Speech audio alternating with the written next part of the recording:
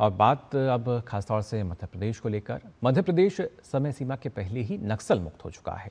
अंतिम चरण में जिन टॉप नक्सली कमांडरों ने सरेंडर किया उनमें एमएमसी जोन यानी मध्य प्रदेश, महाराष्ट्र और छत्तीसगढ़ का सेक्रेटरी और छत्तीसगढ़ के झीरम हमले का मास्टरमाइंड सुरेंद्र उर्फ कबीर, सब जोनल कान्हा भोरमदेव, डिवीजन दीपक और गोंदिया राजनांदगांव का बालाघाट डिवीजन का डिविजनल कमेटी मेंबर दीपक शामिल था।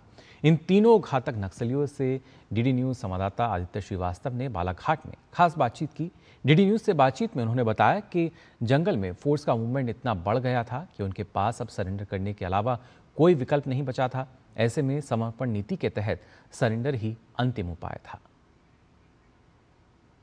मध्य प्रदेश के बालाघाट में इस वक्त हम हैं और देश में जिस तरीके से नक्सलवाद पूरी तरीके से अब खत्म हो चुका है या ये कहें कि अंतिम सांसें गिन रहा है, ऐसे बीच में तीन बड़े कमांडर हमारे साथ मौजूद हैं। जंगल के अंदर जो सत्ता थी आपकी, ऊपर से ही निर्देश थे सरेंडर करने के लिए या वो पहले कर चुके थे तब आपको लगा कि अब कर देना चाहिए?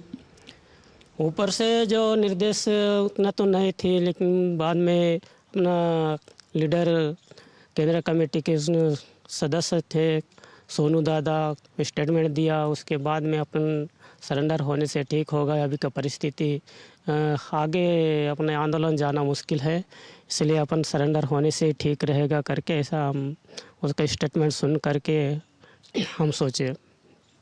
खाना पीना भी नहीं पहुंच रहा था सुना जंगल में, अब तो पिछले 1.5-2 सालों से अगर देखें तो खाना पीना तो पहुंच रहा था। हम एक दिन भी ऐसे उपस नहीं रहे, खाना जनता से हमको राशन पानी मिलता था।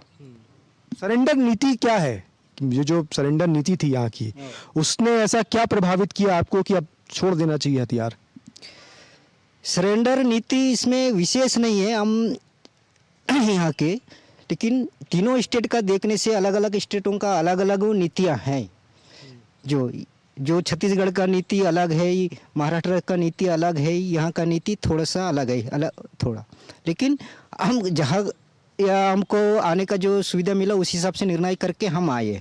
बड़ी बड़ी घटनाओं में बड़े बड़े रणनीतिकार रहे, कितना इनाम रखी थी सरकार? सरकार तो वही है, तीन राज्य का मेरे ऊपर इनाम है, 77 लाख तो रखी है। लेकिन ये पैसा है, अगर मैं जो पुनर्वास योजना सरकार नीति अच्छा ही है, अगर वो मिल जाए तो बहुत मेरे लिए भी हो जाएगा, परिवार के लिए भी। यानी ये पैसा आपको खुद मिल जाएगा जितना इनाम था? हाँ, वो मिलेगा ही करके मैं आशा करता हूँ। जब देश में नक्सलवाद पूरी तरीके से अब खत्म हो गया है तो मजबूरन जंगल छोड़ के वापस लौटना पड़ा, हथियार डालने पड़े और सरकार की एक नीति, पुनर्वास नीति, उसने भी एक बहुत बड़ा रोल अदा किया। कैमरामैन चंद्रमोहन के साथ और मेरे सहयोगी सारंग के साथ आदित्य श्रीवास्तव, डीडी न्यूज़, बालाघाट।